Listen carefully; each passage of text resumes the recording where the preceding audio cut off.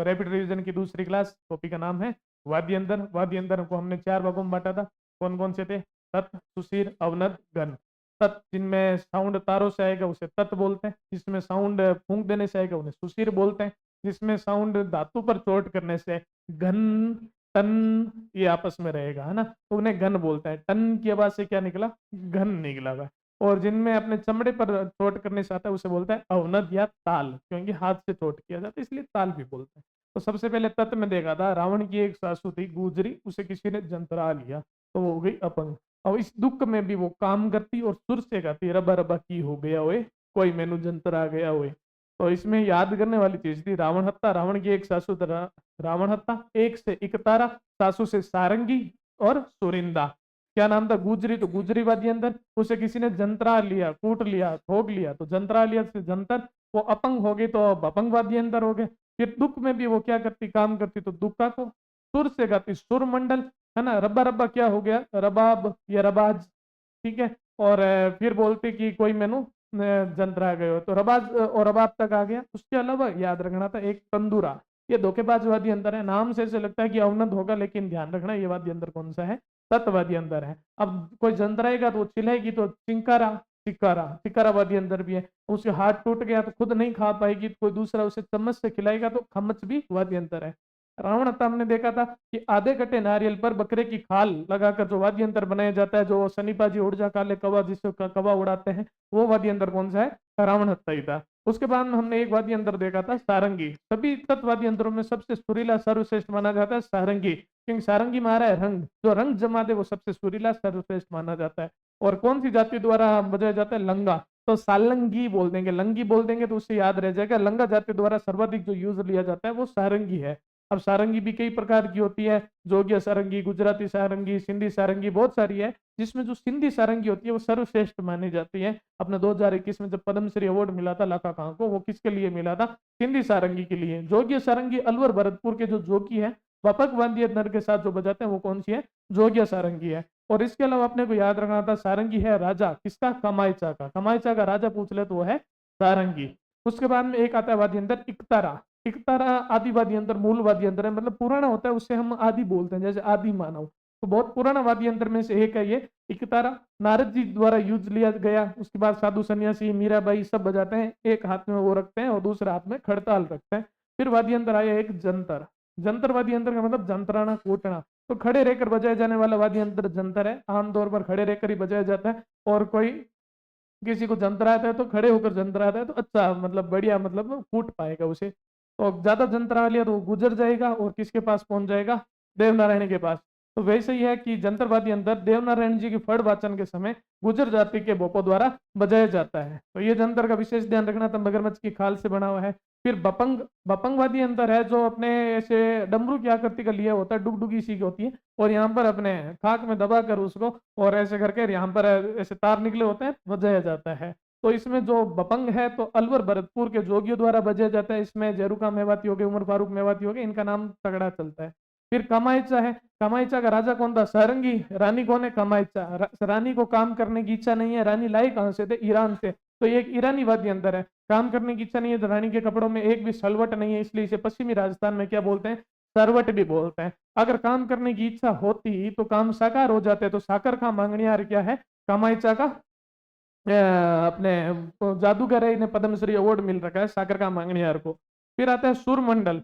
सुर से गाते हैं तो उसे हम कोकिला बोलते हैं, इसे कोकिला वीणा भी कहते हैं, इतना ध्यान रखना है। दुका को है। दुका को वाद्य यंत्र में क्या है कि डूंगरपुर और बांसवाड़ा में भील जनजाति द्वारा दीपावली के अवसर पर, क्योंकि उनके मानगढ़ धाम हत्याकांड हो गया था, तो भील जनजाति को काफी दुख हो रहा है, ऐसे याद रखना है, कनेक्ट करना है। भील जनजाति द्वारा अपने दीपावली के अवसर पर कौन सा वाद्य यंत्र बजाया जाता है? दुख हुआ तो दुख से दुक्का को, या फिर काके से भी कर सकते हो। फिर वीणा वाद्य यंत्र की बात करते हैं। वीणा का आरंभिक रूप किसे कहते हैं? जंतरु बोलते हैं। उसमें खड़े होकर बजाते हैं, 2 मिनट के होते हैं। वीणा में केवल साइड में एक ही होता है। मां सरस्वती का वाद्य यंत्र है, शास्त्रीय वाद्य यंत्र बोलते हैं। और कुंभा जो सबसे ज्यादा ज्ञानी माना जाता है सभी राजाओं में अपने राजस्थान के, वो भी कौन से वाद्य यंत्र बजाते थे? वीणा। और एक विश्व मोहन भट्ट थे, उन्होंने मोहन वीणा बनाई, उनके लिए उनको ग्रैमी अवार्ड में मिला, शानदार आदमी थे। फिर गुजरी है, जो ये रावण की सासू है, तो इसकी शकल रावण से मिलती जुलती है, लेकिन हाइट में उससे आधी है। तो रावण हत्या से मिलता जुलता उससे आधा, जिसमें 5 तारी होते हैं, वो कौन सा वाद्य यंत्र है?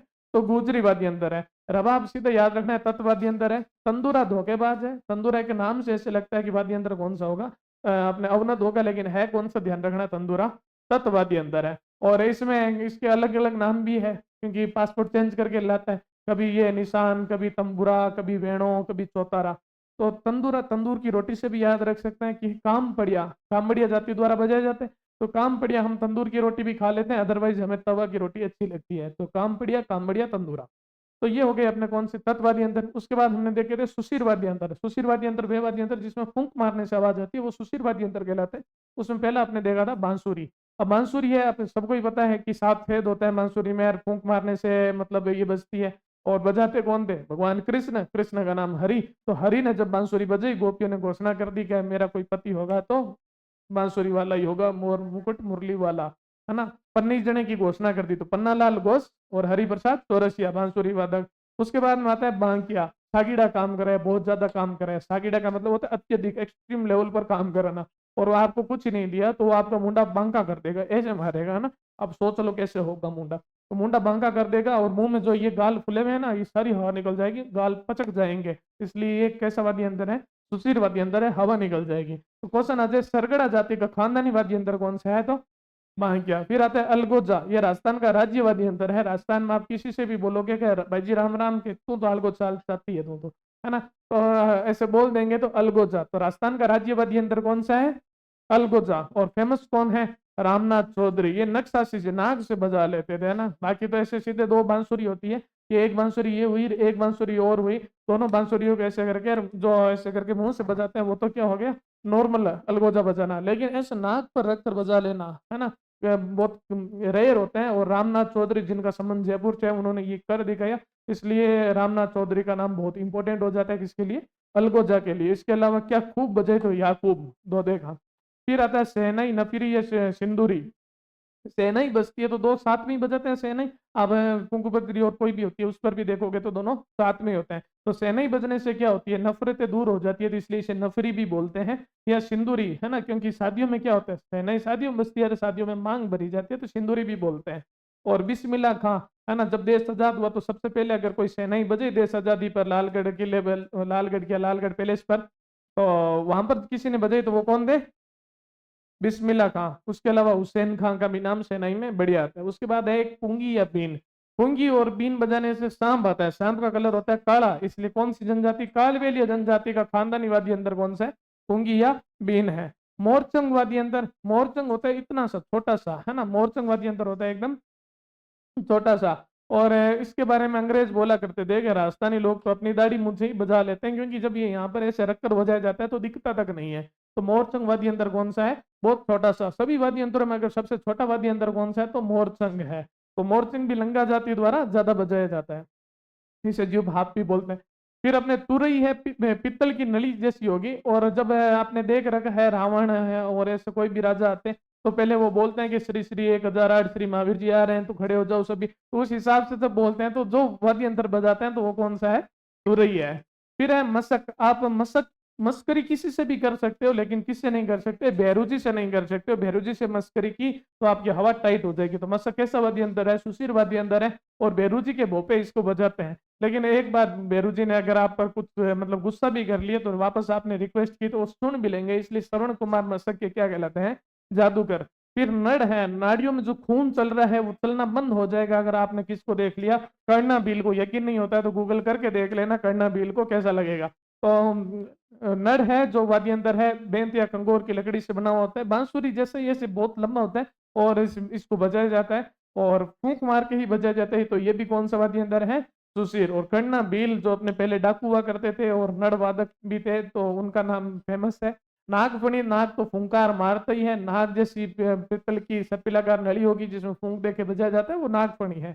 भूंगल या रणबेरी, तो भूखली का बड़ा रूप है तो वो भूंगल हो जाएगा। तो भूखली में भी अपने जब कोई आग जलानी होती है तो हम फूंक मारते हैं भूखली से, तो भूंगल उसका बड़ा रूप हो जाएगा। तो युद्धों में बजाया जाता है भवाई जाति द्वारा, इसलिए इसे रणभेरी भी कहा जाता है। फिर सतारा, अगेन धोखेबाज वाद्य यंत्र है सतारा। इसमें पीछे आ रहा है तार, तार से लेकर आप सीधे तत् पर चले जाओगे, तत् पर नहीं जाना है। सतारा क्या है, सुशीर है, ये मिक्स रूप है किसका, बांसुरी अलगोजा शहनाई को मिक्स करके बना दिया। और कुछ समझ नहीं आए तो हम मौन हो गए। तो मोइनुद्दीन क्या है, सतारा के प्रसिद्ध वादक है। फिर सुरनई है ना, शहनाई के जैसा सा ही क्या होता है, सुरनई होता है।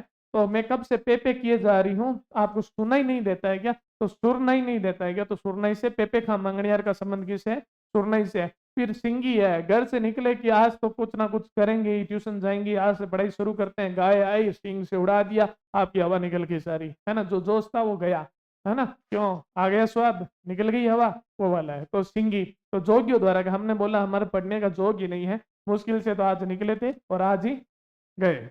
फिर है पावरी या तारपी वाद्य यंत्र है कथोड़ी जाति द्वारा, कथोड़ी को हम बोलते हैं कचौड़ी, और कचौड़ी का वेट होता है पाव पर, और तारपी मतलब ताती ताती, ऐसे उसमें से भापे निकलेगी, मतलब सुशीर है, हवा निकल रही है ना, भापे सुशीर है अपने पेट में, आहा, तो वही है पावरी और तारपी कथोड़ी जनजाति द्वारा किया जाता है। तो ये अपने मेन मेन देख लिए सुशीर वाद्य यंत्र। फिर हमने किए थे घन वाद्य यंत्र, घन वाद्य यंत्र इजी है ना, कई तो आपको ऐसे आता है जैसे मंजीरा, मंजीरा ऐसे जो दो जोड़े में होते हैं, कटोरी नुमा आकृति के होते हैं, उसे हम मंजीरा बोलते हैं, आपस में टकराने पर टन टन की आवाज आती है, वही गंजीर मंजीरा है। फिर अगर मंजीरे का ही बड़ा रूप अपने देख लें तो वो होता है झांझ, उसमें दो प्लेटें होगी और आपस में ऐसे ऐसे बजाया जाएगा, वो क्या है, झांझ है। उसके अलावा मंदिर में आप घंटा बजाते ही हो, छोटी सी टिनकोरी भी बजाते ही हो, आप हुए तब थाली बजी थी, ये सब आपको पता है। खड़ताल होता ही है, नारद जी वाला नारायण नारायण करते हैं, जो खड़ताल है वो भी आपको पता है ना। और मंदिर में जो एक गोल होती है, जिसमें स्कूल में भी छुट्टी के समय अपने वो बजाई जाती है, तो मंदिर में एक गोल पित्तल कांसे की मिक्स धातु की जो प्लेट होती है, जिसको ऐसे करके बजाया जाता है, उसे बोलते हैं झालर। जिसे झालकर कोई भी बजा ले वो क्या होता है, झालर होता है। अगर हो तो हो, आप भी हो सकते हो। फिर होता है रमजोल, रमजोल घुघरू होते हैं और कुछ ही नहीं है, चमड़े या लाल कपड़े पर लगे हुए होते हैं, जिसको बांध कर डांस किया जाता है, तो वो घुघरू है। तो सारा जोड़ी किसका है, इसी का ही। आप घुघरू बजेंगे तो ये एक तरह से कौन सा हो गया, घन ही हो गया। फिर अपने दो वाद्य यंत्र रहे हैं, ग्रासियो की ले जिम, ले घर में जिम है और जिम में क्या है, धातु है तो ये घन वाद्य यंत्र होता कैसे है, बांस के होते हैं, उस पर अपने हल्के हल्के घुघरू और साथ में मंजीरे बंधे हुए होते हैं, और ऐसे हिलाकर डांस करते हैं साथ में, तो वो बजते हैं। तो लेजिम में से है, ग्रासीय जनजाति द्वारा किया जाता है, इसलिए हमने कहा ले घर पे क्या है तेरे, जिम है। घर पे मतलब ग्रासिया था। उसके बाद अपने देखा कि गुरालियो, कोई आपके एकदम एकदम डार्क आदमी, एकदम काला आदमी, गुंडे जैसा दिखने वाला हट्टा कट्टा आपके घर में आया, हाथ में उसके गन है। गन क्यों है, क्योंकि वाद्य यंत्र कौन से गन है, इसलिए, है ना। और सीधे भी कर सकते हो, गुरालियो ग गुरालियो और ग गन, कैसे भी आप कर सकते हो। तो गुरालियो वाद्य यंत्र कौन सा है, कालबेलिया, क्योंकि आदमी क्या था, एकदम काला था, इसलिए कालबेलिया जाति द्वारा बजाया जाता है। और कालबेलिया और साथ में ग्रासिया जाति द्वारा। तो ये सारे वाद्य यंत्र हमने देख लिए। उसके बाद हम देखते हैं अवनद। अवनद में हमने कैटरीना को लेके आए थे।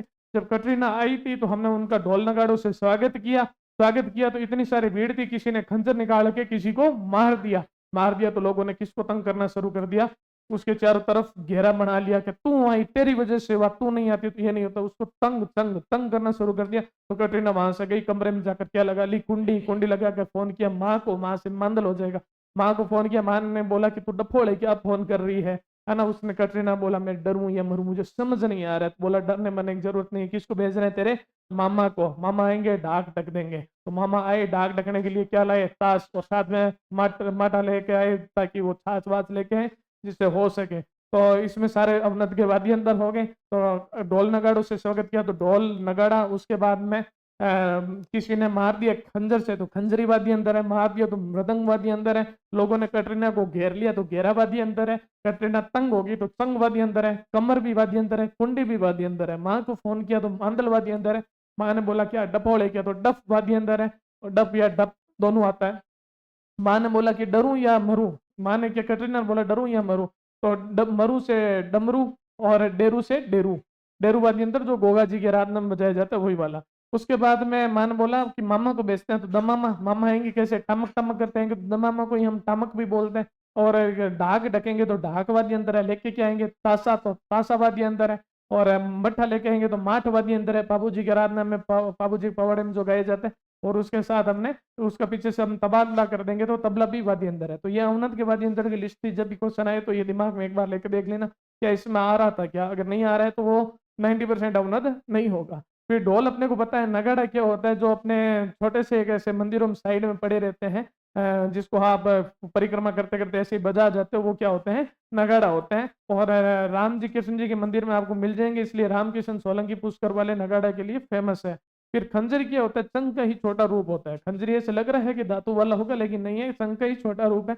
मृदंग क्या होता है, हरे राम हरे कृष्ण मूवमेंट में जो बजाते हैं, हाथ से बजाते हैं, इसमें लकड़ी की जरूरत नहीं होती है। और एक साइड से छोटा होगा और एक साइड से बड़ा होगा, और ये तने को खोखला करके सीधा बनाया हुआ होता है ना, तो वो क्या कहलाता है, मृदंग कहलाता है, या इसे हम पखावज भी बोलते हैं। फिर आपने मांदल देखा था, शिव पार्वती को प्रश्न करने के लिए जो बजाया जाता है, वो कौन सा है, मांदल है। रावण जाति द्वारा ज्यादा बजाए जाते हैं, इसलिए इसे रावणों की मांदल भी बोल देते हैं। फिर अपने नौबत वाद्य यंत्र की देखें तो नौबत वाद्य यंत्र भी नगाड़े जैसा ही होता है। तो इसमें कौन से मतलब देवता है उनके ये ज्यादा भजनों में यूज होते हैं, तो डिगी कल्याण जी के। तो बाजे से नौबत बाजा मारा डिगी पुरी का राजा। फिर दमामा या टामक की बात करें तो सभी वाद्य यंत्र में सबसे बड़ा वाद्य यंत्र कोई है तो वो कौन सा है, दमामा या टामक की है। और उसके अलावा अपने ताशा की बात करें तो मुस्लिम जनजाति द्वारा जो मुहर्रम के अवसर पर बजाया जाता है, गले में लटका कर, जो खिलौना भी आता है ऐसे टक टक टक करने वाला, तो गले में लटका कर जो बजाया जाता है वो कौन सा है, ताशा है। फिर माठ वाद्य यंत्र की बात करें तो माठ वाद्य यंत्र है जो अपने बाबू जी के पवाड़े होते हैं, जो वीर साथ में गीत होता है उसके साथ बजाया जाने वाला वाद्य यंत्र है। बाबू जी इतने वीर क्यों थे, क्योंकि वो क्या पिया करते थे, डेली मट्ठा पिया करते थे। और डमरू, और डमरू तो भगवान शिव का ही है, डेरू गोगा जी की आराधना में बजाया जाता है। फिर हमने देखा था पखावज वादक कौन है, तो कोई मर्रा है, मृदंग को ही हम पखावज बोलते हैं। तो कोई मर रहा है उसको हमने हवा दी पंखा दी, तो वो पुरुषों में क्या है, उत्तम है, तो वो पुरुषोत्तम हो गया। और राजस्थान का एकमात्र ऐसा वाद्य यंत्र जिसमें कि मतलब डोटी में तनाव देने के लिए, मतलब उसको थोड़ा टाइट करने के लिए अपने पखावज की तरह क्या किए जाते हैं, लकड़ी के गुटके डाले जाते हैं, तो वो है राहुलों की मंडल। तो ये अपने वाद्य यंत्र पूरा हो गए। होप सो आपको समझ आया होगा। कल हम करेंगे नाटक। Thank you.